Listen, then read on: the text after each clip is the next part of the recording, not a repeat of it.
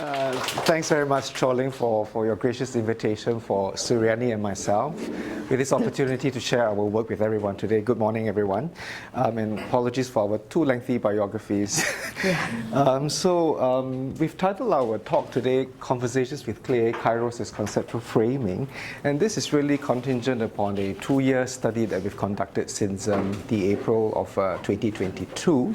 And we would like to acknowledge the support from the NUS HDRSS grant and also our former and current research assistants who have helped us quite a fair bit in order to work with the data and the materials for the entire project.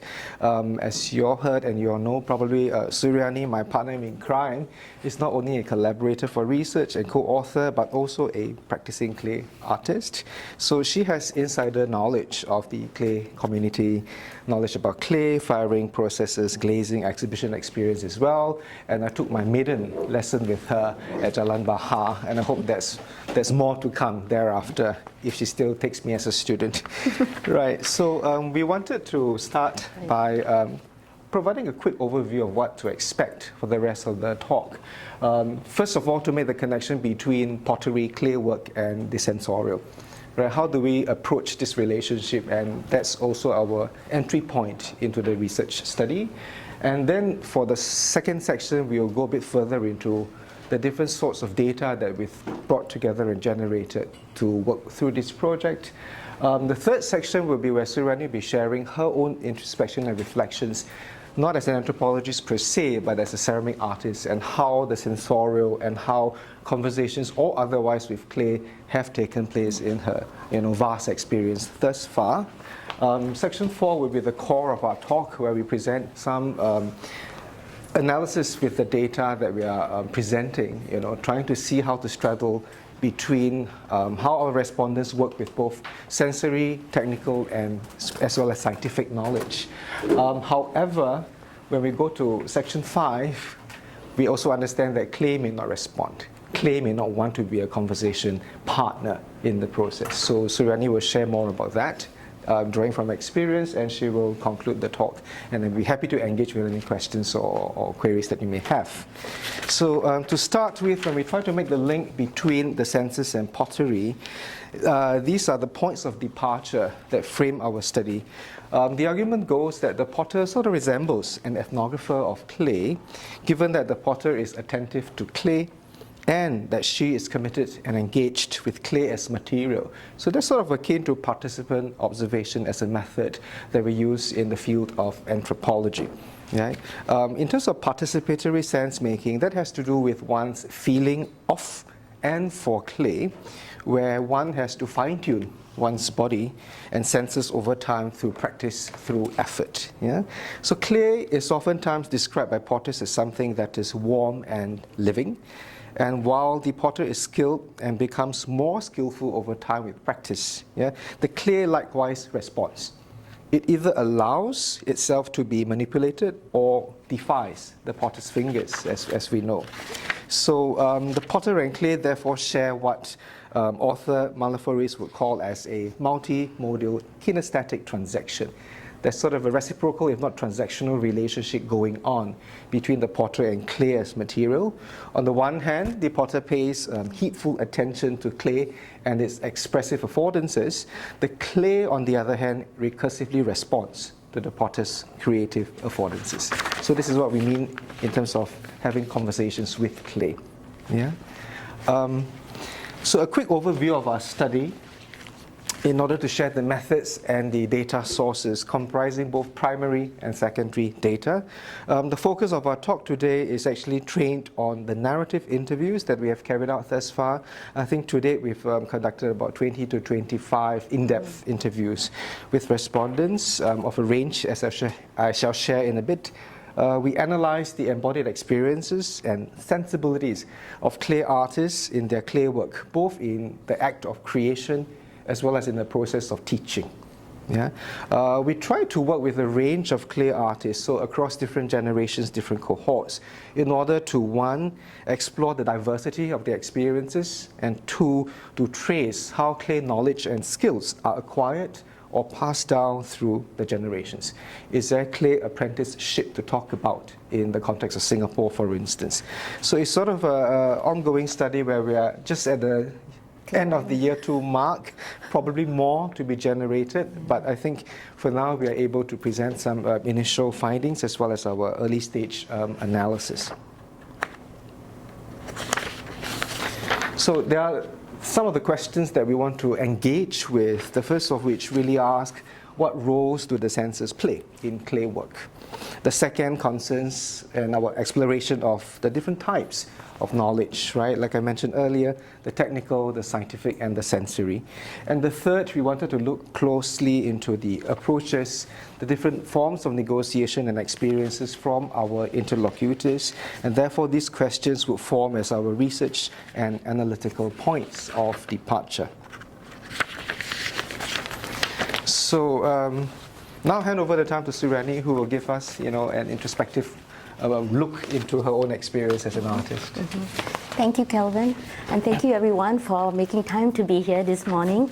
It's always very nice to see familiar faces in the audience, but it also means that, I have to jaga, what I say and be careful about that. But anyhow, so this section of the presentation is actually a reflection of my process of learning, my practice, as well as my teaching of clay work. So in a way, it took me back, to many years of learning clay from my teacher, Cikgu Iskandar Jalil. And for those of you who are familiar with him and maybe know or have gone through, like Ahmad, gone through a couple of years or so, right, or even more with Cikgu. His way of, or method, of teaching is not through, books and all that. Of course, we can refer to books, and he encouraged us to read up, and he will give us, books to read up on.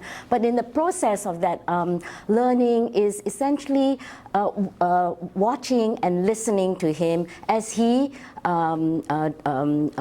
does his work.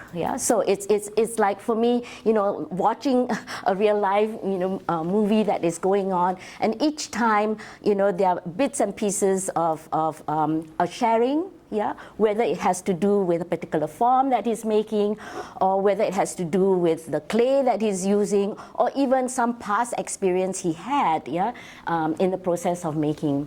For those of you who are familiar with pottery, this process of acquiring the skills and knowledge of pottery is probably familiar. But in this reflection, I paid attention to the knowledge and skills I've acquired and put them in practice, and as well as passed it on to those who have come to me to learn pottery. So, like, for example, I'm not going to go through in this in detail, but just an example of what that means about acquiring skills and knowledge vis-a-vis getting to know the characteristics of clay. Cikgu will then in a session introduce us to 2 different types of clay, and in that session too, he would want us to try these 2 different types of clay and to carry out the particular hand building technique that he's teaching us, or on the wheel. So in that regard, he's telling us to get to know the clay. I remember my very first session with him, and I don't know whether you've done clay work, but pinching is usually a first method where you have a ball of clay and you start pinching this clay. And I was using then, I didn't know the name of the clay because it was my first lesson. And what happened was there were cracks coming out of the clay as I was pinching this ball of clay, and I thought, oh my goodness, I think I've done something wrong. I better like smoothen it and like quietly try and not show him that there's all these cracks appearing. Of course, Cikgu, I always believe, has eyes all around his head, front and back. He can see everything. And then he said to me, no need to smooth it. It's the clay, it's the characteristic of the clay. You just need to know, yeah, how hard you want to pinch the clay in order that the crack doesn't, spread, throughout the whole body, and that your work will collapse. So this is what I'm saying about, like in terms of the example of getting to know the characteristics. So in my in the experience of learning these characteristics of the clay, as well as in the making of glazes, and in here the firing of the works is very technical. I mean, I had to know, the types of ingredients that I use in the glazes and how they would respond, to the firing, at which temperature, and so on. So again, in this context of learning to fire, we were encouraged to have graphs, and by now I don't know how many graphs I have. I still keep them out of practice. Even though I know, okay, roughly it's like this. I'm still doing the graphs. So the graphs are filled with those points where you increase the gas, at which temperature, and also if in order to create oxidation or reduction, never mind all these technical terms, but anyhow, you have to think about that. Then you also need to look at the flame. And Cikgu will always say, okay, this is reduction. You look at the color of the flame. Green is when there's a lot of oxides, and then there's orange, and so on and so forth. So as I said, firing was such a technical process for me. I wasn't at all good in chemistry. In fact, I usually, I failed chemistry. But then, on hindsight, I was thinking, that chemistry classes, could have been interesting, if it took me through this kind of experiences. So in his teaching also, he encouraged, Cikgu Iskandar also encouraged, at least for my batch, to document the process of making. He also recommended writing notes on all aspects of our works, the type of clay that I use and how I glaze the work and at which temperature. And for some, I also had, I noted that, it was placed at the front, bottom of the kiln or far back, and so on and so forth. All these made sense to me in terms of the writing down of these notes and the reflection on the results that I had. This is, by the way, my first book that I have as a field, for my clay field notes. So the taking down of the notes made a lot of sense to me. I could make recommendations, and I would say, yes, okay, that's it. I want, if I want to get this result, I will have to do this process in this way. But on reflection, you can note that it's quite a complex process. Ceramics, in that sense, the process of turning clay to ceramics is a process of experiments. There are quite a lot of failures, in the sense, in inverted commas. I mean, although Cikgu again say, it's not a failure. I mean, it's something that you learn what not to do, and then you do it better, the next time around. So the sensory know-hows, were also there. So while he was teaching us all these technical things, I was also hearing at the background his words like, you need to have a dialogue with clay, or pottery is a dialogue. So amidst the structures of documentation and technicalities, there is what is then here I call the sensory know-hows. It used to baffle me when he say, oh, you need to have a dialogue with clay, and you cannot force the clay, you need to work with the clay. And I'm thinking, okay, so what language do I learn to talk to the clay? So it used to make me laugh, thinking of that. But through the many years of making and continuing to learn, as well as to pass on, to others, and also through this research here with Kelvin, I've learned also that the process, or I'm aware that the process of clay making is not only just the technical aspects to it, the science that you need to know about, what happens to this oxide when it meets another kind of oxide. It's a lot of sensorial process. So as I said, and these last two quotes are my own quotes of my reflection, that each of the steps of touching and feeling the clay are, to me, then my conversations with clay. I think the next one. Do I have another one? Oh, yes. Okay, so in my teaching, I believe also in the importance of getting to know clay. Pinching for me is also the ideal method for beginners to touch and feel the clay and learn about its characteristics. I take students in my class and workshops through the process of learning about the clay through by asking them questions. So how would you describe the clay? How does it feel when you touch this clay? Is it easy to pinch, or was it difficult? And if it was difficult, why? And so on. So, and like my teacher, I also encourage my students to remember the clay that they use for each class, and to recall, what is it that they liked of the clay? Because in the end, they had to decide, like I did, which clay, I wanted to work with, or I wanted to have a conversation with. These are all, I think, first steps to get to know the clay, and that is about learning, learning the language, observing cracks, when to push out, the walls so that they don't get too thin, or knowing when to stop. That when you're on the wheel, that such that the walls don't collapse on you.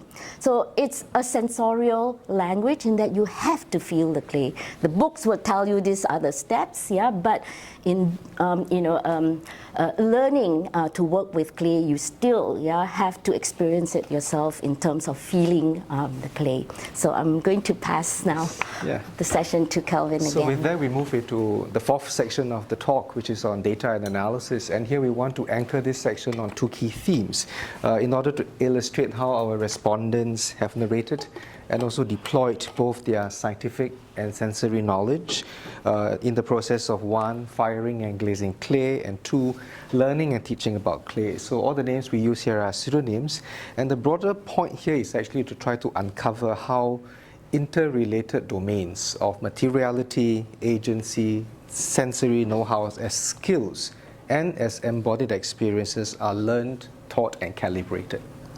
So Senkun's narration here, as you can work through the lines, point towards how different types of firing call forth sensory and thermal apperception.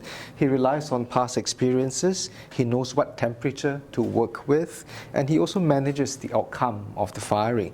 So there is a use of knowledge of different types of materials and elements, as well as his understanding of chemical reactions there. While Senkun's previous quote is contingent on the technical and scientific, what we see here reflects upon sensory know-hows that he had acquired from his father when it comes to ascertaining flame color in firing.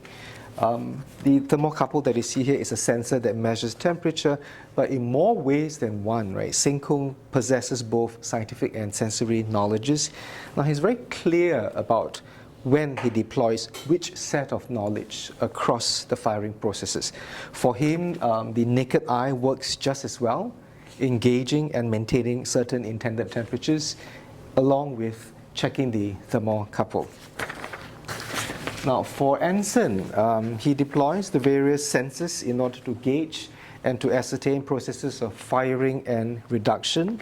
So it's quite clear from such narration that the senses are a means to determine if the processes are going on well or not, what he calls the smell of reduction. Yet it's interesting to see from our respondents that they find it not easy to describe how this process and sensorial judgment actually take place, based upon and drawing from their experiences. Anson further details vision, judgment of colors that reflect temperature, or towards intended ideal temperature. The different colors, the different stages, and the different temperature, he tells us in greater detail. And he emphasizes, on one hand, experience and experience over time, but also on-the-job experience, right? Which sort of indicates that there are many rounds of trial and error. Yeah. For Anson, he also shared with us that he's very keen and interested in, the Tibetan healing bowls. When you strike it once, the sound sort of resonates in a very voluminous manner. So he was thinking out loud, how do I articulate sound through clay? Right? How can one make visible the sensory through clay? So the different ways from using the senses to making clay and ceramic works, for him, he says that all these different ways represent the sounds that one hears after hitting a healing bowl. So it's quite interesting to see how, and I mentioned earlier at the beginning of the talk, clay work and the sensory are a multimodal experience. Yeah. So that's the first theme. The second theme that we're going into has to do with learning and teaching. And here Melissa talks to us about the process of wedging clay. As we all may know, wedging is the process of removing any air from within the clay, and the ram head is a type of wedging technique where you roll the clay into a tight spiral, right, with the kneading method. So similar to Sengkun's experience, Melissa marries both technical and sensory knowledge. So she also shared with us that she was invited to a birthday party of a friend's daughter, and there she was asked to demonstrate how to work with clay. So she said to the young teenagers, "You must talk to clay, don't be so harsh. Clay listens to you, clay has a memory." Mm-hmm. So to further understand the behavior of clay, we take lessons from Kuang Jin and Melissa again. Here, Kuang Jin speaks of the potential of the behavior of clay, right? When to stop, when it's too weak, too soft, you have to let it dry for a while. So it's paying much attention to how clay responds in return. Okay? For Melissa, she says, okay, let's also think about the limits when it comes to clay experiences. How far can we push? Where are the parameters for which we should probably stop for a little while? Yeah. So both are in fact having conversations with clay. Now here, Sengkung describes the logics of centering a pot at the wheel, and he calls it the scientific way, right? Balancing with both hands and comparing it to yoga positions. So there is evidently keen awareness of the body that becomes part of the process of working at the wheel and knowing and working with clay. So one could interpret this as a combination of both sensory and scientific knowledge use, where both types of knowledge can either be used interchangeably or intersectionally. Yeah? Now, if we've read about how clay is akin to flying a kite, here Sengkun tells us clay work seems to be similar to cooking. Yeah? So comparatively, therefore, there are all these different embodiment forms of craft making that similarly rely on practice, on sensory know-hows, embodied learning, and repetitive doing. So Sengkun compares clay work with cooking fried noodles, and here the steps are carefully calibrated and undertaken, right, in knowing which ingredient to fry first, how to manage time. So both acts of clay and glaze work, together with cooking, involve, one, a comprehension of thermoreception, right, how to sense, how to respond to temperature, and two, how particular materials or ingredients behave, right? And three, what are the necessary steps to be taken in order to achieve a desired outcome of good pottery or good cooking.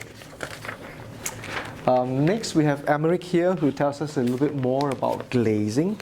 And here it's interesting that he points out you need to know when to stop. And that's really contingent on experience. You know, similar to what Anson had shared earlier on about the firing process.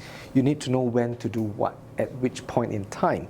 So he tries to transfer such experience in more concrete terms to us as well as to his students. He will say, let's do counting. 1, 2, 3, 4, 5, and then he realizes when does he remove the clay from the glaze dipping.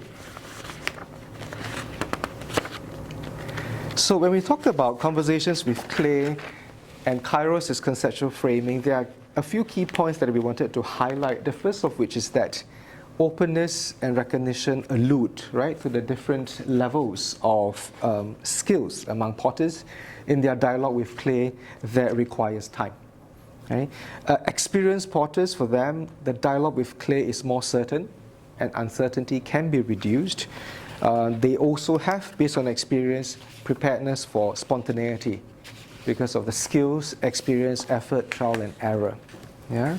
So to link that up in conversations with clay, we therefore wanted to use this concept, a Greek concept of Kairos, where Aristotle, for instance, approaches Kairos in the way that relates to right timing, right? And thereby as a point in time that translates as a crucial moment. So Kairos is about being able to seize an opportune or crucial moment, and where the potter or student of clay needs to be able to do the right thing at the right time. So much so that Kairos constitutes a feeling which guides and steers pottery endeavors to fruition. Right? So being able to identify such opportune moments through one's feeling and sensibilities are exemplified, for instance, through one, Sengkung being able to ascertain temperature through seeing color, making a judgment call on the flame through the naked eye, or Melissa talking about the sense of predictability when it comes to how you place your pottery works on the top shelf, being able to pinpoint where the flame is going to cross. Right, so all these are the know-hows, experience, combining both the sensory and the technical. Now, on the other hand, we also have to think about, for instance, Kwang Jin's comparison of pottery to flying a kite. And he says, knowing when to let go. So these are the kairotic moments that we are focusing on. Or Suryani's own experience of talking to clay, knowing how to apprehend those kairotic moments when the clay remained moist, but not too soft and not too dry as well. Yeah? So all these various examples elucidate for us there are thresholds of timing, feel, one's sensibilities and scientific experience with clay processes that come together in clay work. So we therefore propose that kairotic moments culminate in two interrelated ways. One, they either form the meeting points of entwined scientific and sensory knowledge, or two, they emerge through a concerted deployment of either form of knowledge, as we have analyzed through the two key themes earlier. So kairotic moments would encompass what our respondent Kwang Jin notes in a nutshell, quote unquote, you have to feel it and then you can do it. Right? So as a conceptual framing, Kairos is therefore potentially useful towards explaining how potters know, experience, and create clay works as they straddle and harmonize, right, between the scientific and the sensory. Now, there are also differences clearly among clay artists, between teachers and learners, and that could be made on the basis of the ability or not to discern kairotic moments. What do I mean by that? For instance, in the teaching experiences of potters like Melissa, she tells us not everybody can relate to that in referring to talking to clay or how clay has a memory, whereas it is something already settled for teachers because that came with experience, effort, and trial and error. So this point also resonates with Kairos and its two sides. Yeah? It is not only about one being able to create or identify that opportune moment, but also the ability of the learner to see, to experience that moment, if not for the first time. Yeah? So one need also to give room and space for clay to take its own course, and through which a novice is distinguished from an expert. So with all that in mind and Kairos' framing, we wanted to think about how conversations with clay includes the clay talking back, thereby requiring further kairotic experiences and responses from the potter. So with that, now let's listen to Suryani on what happens if clay doesn't want to talk.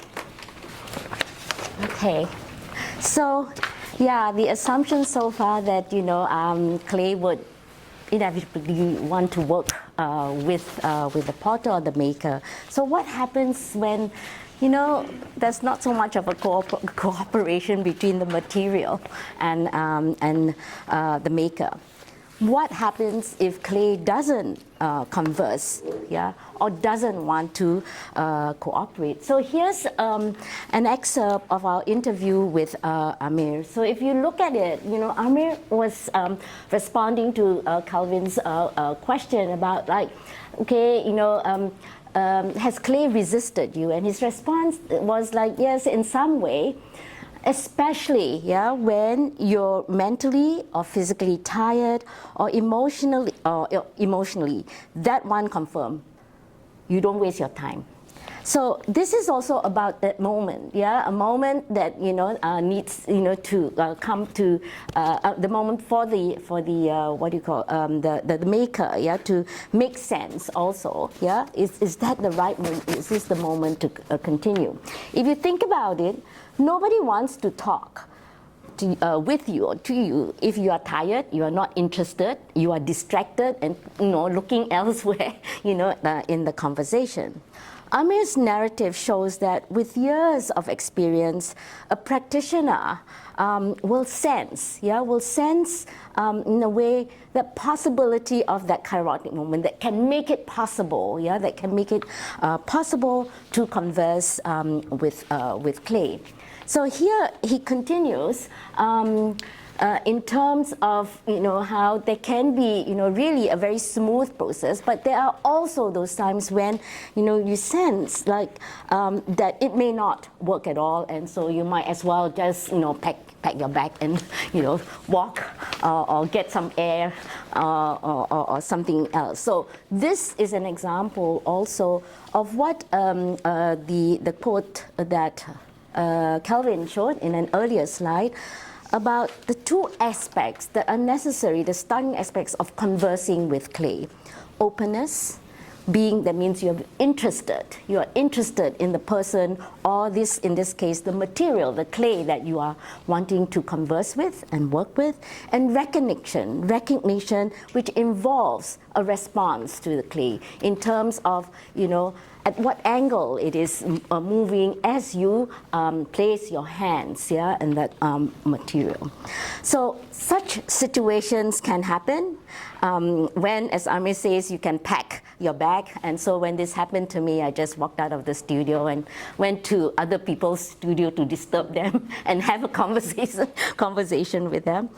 Technically, something like this can be explained. You can say that, for various reasons, right, why this piece of work collapsed. The angle, the weight, that it's not taking at the top part of the work, or even the proportion, the 1:3 proportion where, your base, yeah, has to be a certain a size in order to support, a height. But it is also about sensing and acknowledging the moistness of the clay, that means it's still soft, and waiting, yeah, for that kairotic moment to build up the work further. I wasn't patient enough. Yeah, I was in a rush, I knew, but I was thinking, come on, you can do it. Thinking that the clay will do it. I'm trying to, erase it, but, it wasn't, yeah, it was not ready, in that regard. So here, just to conclude, yeah, this presentation, I think what we are trying to do is, to show that process, yeah, the process of how, yeah, pottery,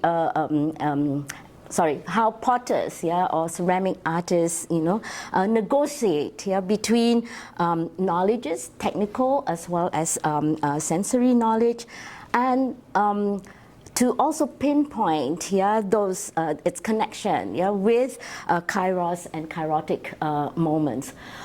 If I go back again to my own reflection of my own process, the vessels that I have here in this in the slides have very thin lips, and why the ability to do that is to practice, of course, right? But it's also that each time, yeah, when I take the clay or raise the clay up to that thinness, I also need to know the moment to move a little bit, but not too much, so that the lips, the end of the lip does not collapse. It comes with practice, but it's also sensing that material that I am holding, with my fingers, and feeling that okay, it will take this angle, and it will not, or it will not. That's the conversation that I'm having at that moment of finishing up the vessels. So when students ask me, well, they call me either Dr. Sue or teacher, right? Is this thin enough? Is this still too thick? My reply would be, you feel the clay. I mean, you think you can, if you want it thinner, you think you can go feel it, and whereby then it is, in this quote, it's about partnership. It's about partnership where, the hands of the maker and the clay relate, and connect, with each other. I mean, only through that feel, I think, and which is very sensorial, do you sense that kairotic moment. And so with that, I thank you for listening to our presentation. I'll start. I really enjoyed the talk because it's a very good reminder that actually working with art takes multidisciplinary knowledge and of course time, right? And so in the classroom, we're always kind of rushing the kids. Oh, you need to complete this. We have 50 minutes of class time, kind of thing. So then with that in mind, since all of us here will be future art teachers, do you have any thoughts about that? Encouragement, recommendations? Maybe we hear from the teacher first, then the other teacher at university also. Yeah, well, within a context of any educational institution, like this place for one, I think, of course, there's a curriculum that you need to follow through, and things that you want to achieve, or objectives that are outlined. As a teacher as well, I mean, not only in pottery, but also in my field in social anthropology, I always feel that less is more. I don't, in a sense, curriculum can be set, but it can be undone in different ways. And so, because it's less in terms of what you want to cover, there's more time to spend in those little, the initial details or the groundwork, that I think is very, very important. You can't, it's like, you can't learn, you can't be walking even before you start crawling. And I feel that in terms of how we are going on, I mean, not only in schools and all, but elsewhere, right? It's about that. It's over time, of course, that you can go in depth, and I think then you make time. I mean, then it's up to the students as well, not only the teachers, the students as well, should, discover for themselves. But I think the basic, basis is important. Mm-hmm. Maybe I'll just add on and hazard a guess that for teaching approaches, one size doesn't fit all. Also, and especially when it comes to sensorial embodied craft like clay work. Not that I've ever taught clay work, I'm less than a novice, but I've taught music, keyboard. So I find that similarity in terms of how to say, you have to project a story with your playing of the notes. How do I communicate that with students? Some students can get it, they can feel it, they can interpret. There's musicianship, but it also takes some practice, trial and error, right? I remember when I was taking a master class with a Japanese musician, who came to Singapore, Yamaha, and he was pushing my friend when she was playing. And he kept telling her, you have to feel the music, feel the music. I'm like, it was literally pushing her because, it's showmanship, musicianship, however you call it, right? But to learn that firsthand is tailor-made to individual students.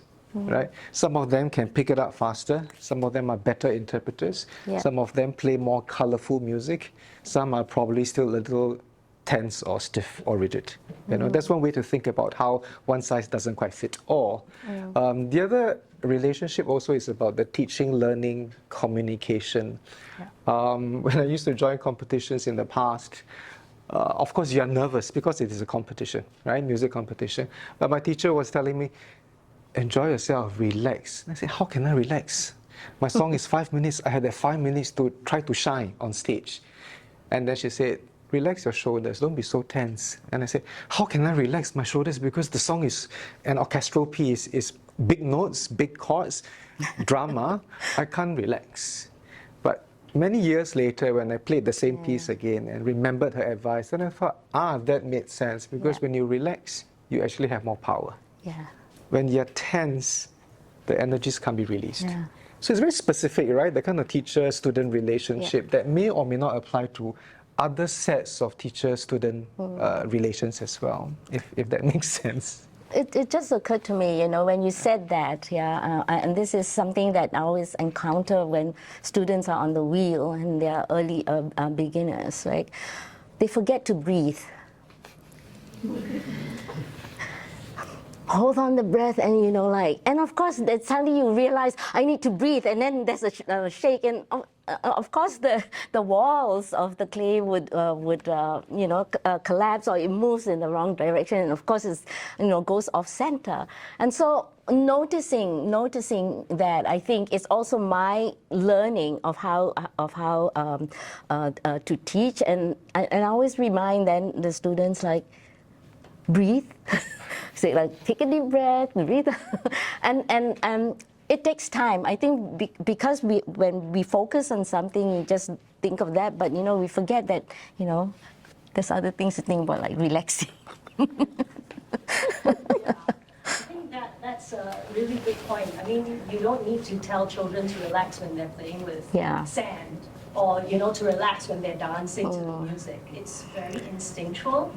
So it's almost like, you know, the role of a teacher in an art classroom is to allow them to be themselves, to remember what it's like to play. I would say maybe the analogy is like teh tarik. Sometimes you pull a bit harder, sometimes you let go. Because, you know, if you try too hard, it's not going to happen. But if you let go and don't overthink it, that moment might come, that kairotic moment might come. So I always find, you know, similarities between how one relates to clay versus how one produces music. If you're not in that zone, I would also walk away. So no point wasting my time banging on the keyboard, because the mood and the temperament is not there to interpret, you know. But then the question is that is so individualized, so inside of you. But when one switches the role of a practitioner to a teacher, how does one convey that? I think that is the greater challenge, you know. It's true. I have a question. So I want to ask, like, how, so the process of playmaking is quite complex, and how do you find the words to like teach your students? The students. How do you explain, like, the kairotic moments concept? Oh, no, I don't explain. This is just, you know, like when we do research, that's we had a kairotic moment, and it's like, okay, we have to, you know, refer to this. This is the way to make sense also to ourselves and to conceptualize it. But with students, for me, it's like what Calvin was saying, like that. It's noticing them as individuals. It's very hard for us, you know, actually, you know, especially when we are in a group and all that, because we're always watching the other, you know. Wow, she can do that already, you know, like, oh, I also want to do that and all that. And it goes back also to the teacher that taught me, Cikgu Iskandar, and saying that I wasn't, you know, like, I was a slow student in throwing, all right? Because I'm thinking always like, you know, this wheel, I'm supposed to control it, but it's, you know, it's never, I'm not getting, you know, the right motion, and it's never doing what I want to do. So always, I get my works, in a very asymmetrical form. Frustrating because I'm seeing somebody else, he's doing, wow, it's so simple. I want to do like that. And Cikgu then came to me, you just, make do with this. Look at it. Who else can, Ahmad would know how Cikgu would say, who else can do it like this? Only Suryani can do it. So you must make the most. You must make the most of it.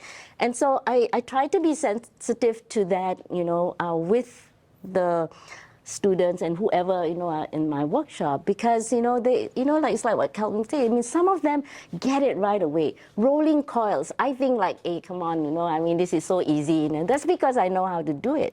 But there are lots of others who struggle, because it's not getting it even and all that. So I did have students who have uneven coils. So I said, hey, let's try and do this, with this unevenness, and you come up with still a coiled work. But yet, it's it's a piece of work. So I don't know whether it really directly answers the question, but it's about like what Calvin was talking about, the teacher-student interaction and recognizing that there's strengths, in weaknesses. Yeah. Okay, one more. Oh, okay. I think that the process of like the kairotic movements is also a bit meditative.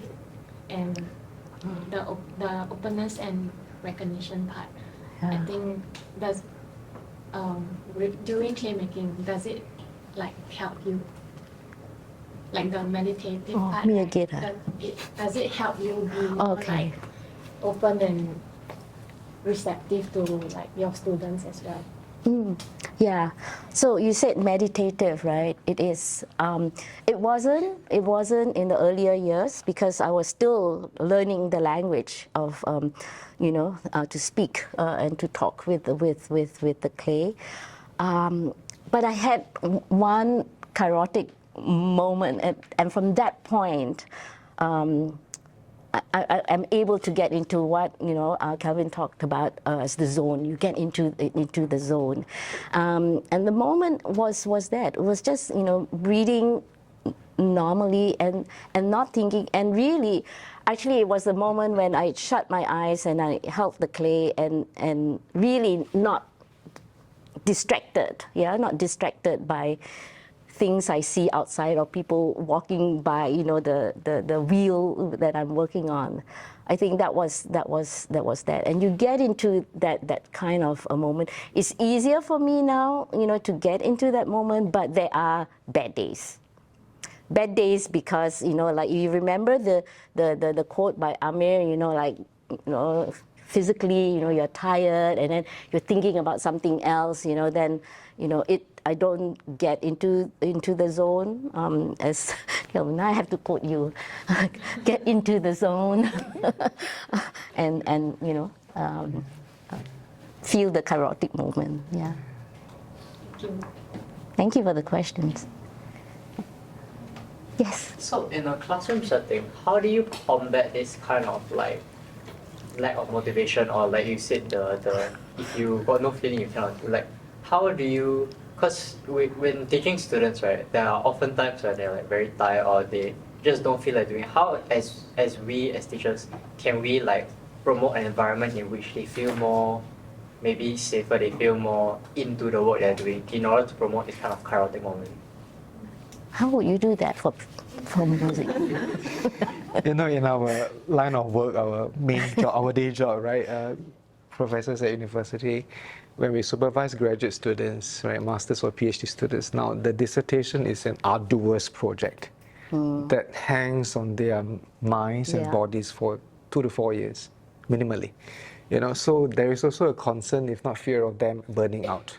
You run out of ideas, you run out of steam, and then you get disinterested in your topic, right? So there are moments, and these moments happens to the best of us as well. So what I would suggest to my students is that, same thing, right? You walk away, you refresh, you recharge, because if you try too hard, the ideas won't come. But you have to keep trying because your candidature is running, right? Your scholarship is running, and that's a deadline. But there's also a mental deadline. of how much and what capacity can you produce, because it is also a creative process of writing, of articulating and communicating your ideas. You know, similar to how an artist, where the mouthpiece is the artwork. Seldom do we see the behind the scenes processes, except for the gallery that we just saw earlier before the talk, you know. Yeah. I'm curious and always interested about what happens behind the scenes in order for one as a teacher, as a student, as an artist to arrive at that point. Yeah, so arriving at that point takes time, it takes trial and error. Just now you were talking about meditative moments. So back to my playing of the organ, because there was one part there where the string section is supposed to play such a touching, almost sobbing melody. So I couldn't emote through the keyboard at that point in time, right? Still very young and innocent those days. Oh, yeah. So remember Schindler's List, the movie? You know, and it's very heavy emotionally, and there's a violin solo, right?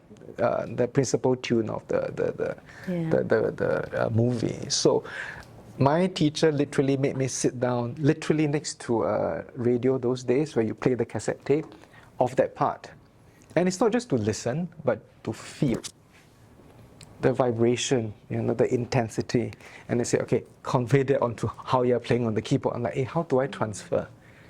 But with trial and error, sometimes it gets tiring, right? Because like I said, if you try too hard, it won't happen.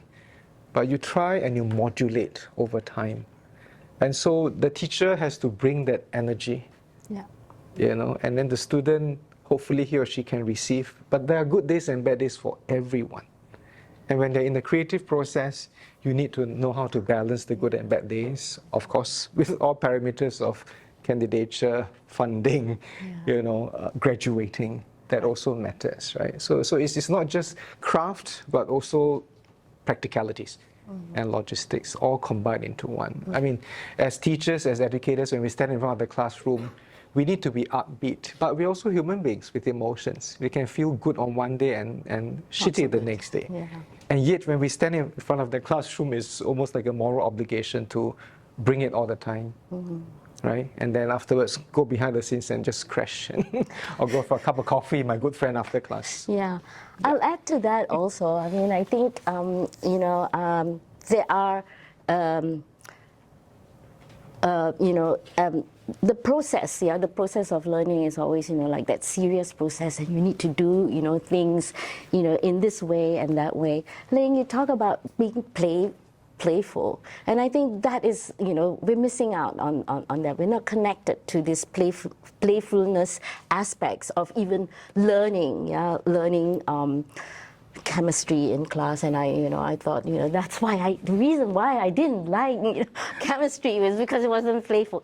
But seriously, homo ludens. Homo ludens is a concept that was used by Johann Huizinga, and he talked about the idea, the notion of playfulness, in our social interactions. And I think it can be also applied, you know, how in a sense that, you know, it's similar to what Kevin was saying, thinking and trying, you know, so hard, just enjoying that, you know, that the moment. So even with like research work, and somebody, a student, you know, that I'm currently supervising for her honors thesis, and she's thinking about, oh, I only have so many, you know, research participants, and I need to find, and it's, you know, it's going to be difficult, and it's going to, and then I said to her, how many, I asked her, so how many have you already interviewed? And she said 4.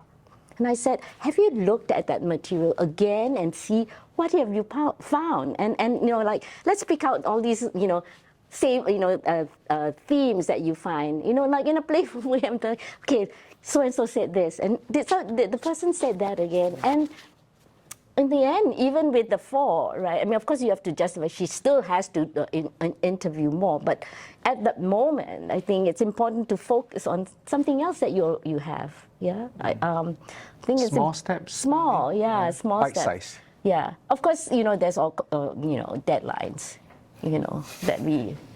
We're all very familiar with. Like Yeah. when you are preparing for an exhibition. Oh, Ahmad and I are looking at each other now because we are both, you know, like in a panic mode. Yeah, but I'm going to my studio this Saturday. I'm going to have fun and be playing. Yes. Maybe you can plug your next exhibition. Yeah, yeah, Ahmad and Dr. Surani are having an exhibition soon. yeah. I'll let you know more when I hear from them. Come on, tell them. Planning ah. Yeah. Any other questions? No? Thank you so much. Thank you. Thank you. Thank you. Thanks for Amira. having us.